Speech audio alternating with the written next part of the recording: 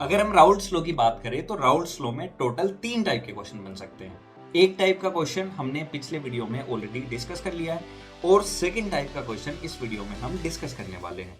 तो फटाफट से देखो, मैं आपको समझा देता हूं कि इस वीडियो में क्या है। अगर हम एक सॉल्यूशन बनाते हैं तो सॉल्यूशन में दो कंपोनेंट होते हैं, एक होता है सोलवेंट और एक होता है सोल्यूट। ठीक है। यहां पर ये वाला जो केस है, ये जो टाइप में ले रहा हूं, इसमें क्या है कि सोलवेंट आपका वोलेटाइल होने वाला है। वोलेटाइल का मतलब क्या हुआ कि सोलवेंट की यहां पर वेपर बनेगी, सोलवेंट उड़ेगा, उड़ेगा तो वेपर बनेगी। लेकिन जो सोल्यूट है वो नॉन वोलेटाइल होगा, मतलब उसकी वेपर नहीं बनेगी। ये जो कंटेनर आपको दिख रहा है, इस कंटेनर में जो मैंने येलो से दिखा रखा है वो क्या है, सोलवेंट है। और जो ग्रीन से मैंने दिखा रखा है, ग्रीन डॉट बना रखे हैं, वो सोल्यूट है। सोल्यूट की तो वेपर बनेगी नहीं, वेपर से बनेगी सोलवेंट की। तो जब आप इस कंटेनर को किसी भी टेम्परेचर पे रखते हैं, मान लो 40 डिग्री सेल्सियस पे, तो क्या होगा, सोलवेंट और सोलवेंट के मॉलिक्यूल के बीच के बॉन्ड ब्रेक होंगे। और बॉन्ड ब्रेक होंगे तो सोलवेंट का मॉलिक्यूल फ्री हो जाएगा, और फ्री हो जाएगा तो वो ऊपर उड़ेगा। उड़ेगा तो उसकी क्या बनने लगेगी, वेपर बनने लगेगी, इस तरीके से। ठीक है। और एक टाइम ऐसा होगा, जितनी वेपर ऊपर की तरफ जा रही है उतना का उतना वेपर क्या होगा, वापस लिक्विड फेज में आएगा। और उस पॉइंट को हम इक्विलिब्रियम बोलते हैं, जो कि हम डिस्कस कर चुके हैं ऑलरेडी। तो इक्विलिब्रियम पॉइंट पे ये जो वेपर है वो इस लिक्विड के सरफेस के ऊपर जितनी भी प्रेशर एग्जर्ट कर रहा है, उसी को अपन क्या बोलते हैं, वेपर प्रेशर।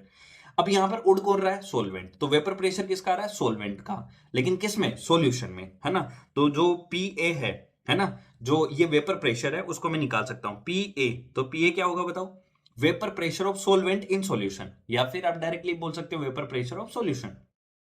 दोनों ही टाइप की लैंग्वेज क्वेश्चन में यूज की जा सकती है। दोबारा सुनो, पीए क्या होगा, वेपर प्रेशर ऑफ सॉल्वेंट, क्योंकि सॉल्वेंट की वेपर बन रही है, लेकिन in solution, vapour pressure of solvent in solution.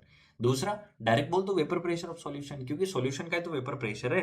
किस टाइप से निकालोगे, P note A. P note A क्या होता है, जब ये सॉल्वेंट प्योर फेज में पड़ा होता है उस टाइम पे इसका वेपर प्रेशर क्या है, और multiplied by X A. X A क्या होगा, ये जो लिक्विड बना हुआ है, ये जो लिक्विड सॉल्यूशन है, उसमें सोलवेंट के मॉलिक्यूल भी होंगे और उसमें सोल्यूट के मॉलिक्यूल भी होंगे। तो सोलवेंट का mole fraction in liquid phase वो है एक्स ए। क्लियर होगी बात। अब ये इक्वेशन है, ये वाली इक्वेशन आपने देखी भी होगी। यहां पर देखो, पीए लिखा हुआ है, वेपर प्रेशर ऑफ सॉल्यूशन या फिर vapour pressure of solvent in solution. P note A क्या होगा, वेपर प्रेशर ऑफ सॉल्वेंट। ये नॉर्मल चीजें हैं जो आपको पता ही है। एक्स ए क्या होगा, मोल fraction of solvent in liquid phase. इस जो इक्वेशन है, इस इक्वेशन का मैं आपको एक डिफरेंट फॉर्म बताता हूं जो काफी यूजफुल है, उसी से क्वेश्चन सोल्व होते हैं। तो यहां से मैं लिख सकता हूं कि P A is equal to क्या होगा, P note A into X A. ये वाली बात क्लियर हो गई, है ना। क्या लिख सकते हैं अपन यहां से, P A is equal to P note A into X A. ठीक है। तो मैं पी नोट ए को नीचे ला रहा हूं, देखो इसको फटाफट से मैं डिराइव कर रहा हूं ताकि बहुत ज्यादा अपना टाइम वेस्ट ना हो। एक्स ए हो जाएगा, एक्स ए को मैं लिख सकता हूं 1 - एक्स बी, क्योंकि एक्स ए प्लस एक्स बी कितना होता है, 1। अब इसको थोड़ा सा और जब मैं सोल्व करूंगा तो देखो ये वाली चीज क्या आ जाएगी, 1 इधर ले आते हैं, पी ए, और यहाँ क्या होगा, P note A is equal to X P. देखो ये वाली चीज आप समझ लेना, क्योंकि ये तो सिंपल कैलकुलेशन, इसमें टाइम वेस्ट नहीं करेंगे। जो मुद्दे वाली बात है उस पर फटाफट से आते हैं। तो देखो क्या लिखोगे, P note A minus P A आ जाएगा, यहाँ पे क्या होगा, पी नोट ए। क्लियर है। और इज इक्वल टू क्या हो जाएगा, मोल fraction of solute in liquid phase, क्योंकि बी हम सोल्यूट को दिखा रहे हैं। ठीक है। तो ये वाली इक्वेशन आपने देखी होगी। इस वाली इक्वेशन को थोड़ा सा अगर मैं ओपन करके लिखूं तो बताओ मोल फ्रैक्शन कैसे निकाला जाता है। सोल्यूट का मोल फ्रैक्शन, तो जिसका भी मोल फ्रैक्शन निकालना उसके मोल ऊपर divided by total mole, Na plus Nb, इस टाइप से। इसी इक्वेशन को थोड़ा सा और रिफाइन करके मैं लिखता हूं, बताओ क्या आएगा, P note A minus P A divided by क्या हो जाएगा, P note A is equal to, ध्यान से सुनना, मोल ऑफ सोल्यूट कैसे निकालोगे बताओ, given weight of solute divided by molar mass of solute, divided by क्या आएगा, एनपी है तो given weight of solute divided by molar mass of solute, plus given weight of solvent divided by molar mass of solvent. भाई मोल निकालने का तो यही तरीका होता है, मोल अपॉन मोलर मास, है ना। तो ये जो इक्वेशन है, अब इसमें थोड़ा सा आप ध्यान से देखना। अगर मान लो कि आपको पी नोट ए दे दे और आपको पी ए दे दे, पी नोट ए मतलब प्योर सॉल्वेंट का वेपर प्रेशर, और पी ए क्या होगा, वेपर प्रेशर ऑफ सॉल्यूशन। अगर आपको ये चीज दे दे और आपको दे दे कि मान लो 5 ग्राम नॉन वोलेटाइल सोल्यूट है, नॉन वोलेटाइल सोल्यूट है 5 ग्राम, और उसको आपने मिलाया है 1000 ग्राम H2O पानी में, तो देखो यहां से क्या क्या इंफॉर्मेशन मिल गई, जो सोल्यूट का मास है वो 5 ग्राम है। ठीक है। मोलर मास आपको नहीं पता, सोलवेंट के बारे में पता लग गया कि भाई साहब ये 1000 ग्राम है, और मोलर मास भी पता लग गया, पानी का मोलर मास 18 होता है, और ये आपको पता लग गया, आपको निकालना है मोलर मास ऑफ सोल्यूट।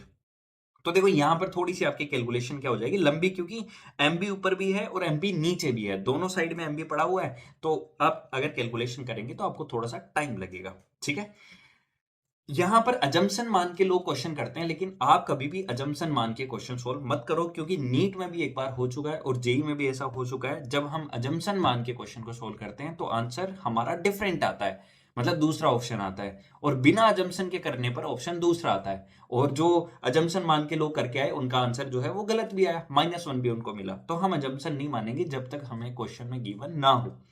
तो सर क्वेश्चन में गिवन नहीं है, उस केस में हम क्या करने वाले हैं वो चीज बता दो फटाफट से। तो देखो मैं आपको बताता हूं आपको क्या करना है उस केस में। इसी इक्वेशन को क्या करता हूं मैं, एक बार दोबारा लिखता हूं। बताओ क्या इक्वेशन थी, P note A minus P A upon क्या लिखोगे, P note A is equal to X B, यही तो होने वाला था। ठीक है, इसको क्या कर देता हूं मैं, उल्टा कर देता हूं। उल्टा करोगे तो बताओ क्या होगा, P note A is equal to P note A minus P A is equal to क्या हो जाएगा, 1 अपॉन एक्स बी।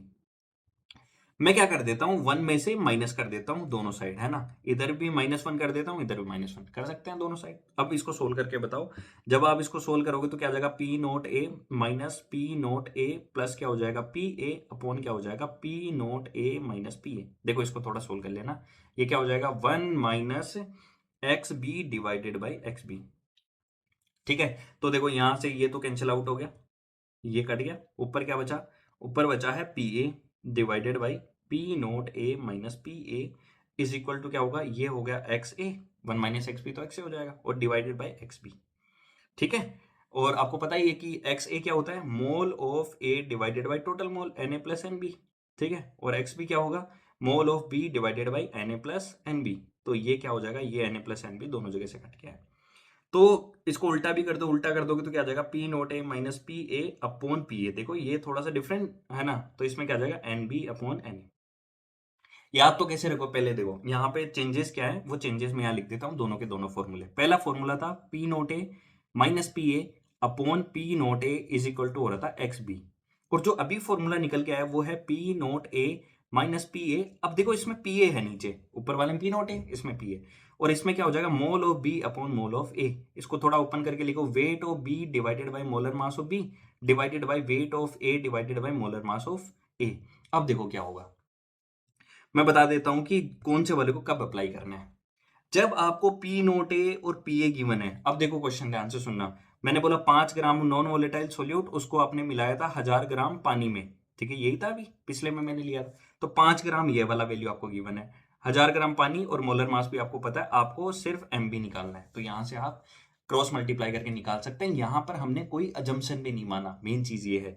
तो अगर पी नोट ए और पी ए गिवन है तब तो आप ये वाला इक्वेशन अप्लाई कर सकते हैं, P note A minus P ए। ध्यान रखना यहां पर नीचे पी ए है ना, और जो relative lowering of vapour pressure होता है उसमें नीचे पी नोट ए आता है, तो इस चीज में कंफ्यूज मत होना। ये वाला फॉर्मूला कब लगाओगे, जब आपको डायरेक्टली बोलते हैं कि भाई साहब रिलेटिव लोवरिंग वेपर प्रेशर ही है, तो इसको बोलते हैं RLVP, relative lowering of vapour pressure, जबकि इसको आरएलवीपी नहीं बोलते हैं, ये ध्यान रखना।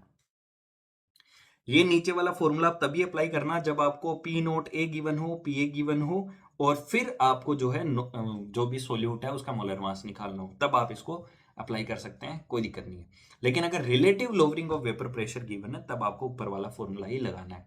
ठीक है, तो मैंने ये चीज इजी कर दी है। देखो यहाँ पर अगर आप लिखते हैं चीजों को ना, तो क्या होगा, यहाँ पे कैलकुलेशन थोड़ी सी गड़बड़ हो जाती है, कैलकुलेशन थोड़ी सी बड़ी हो जाती है।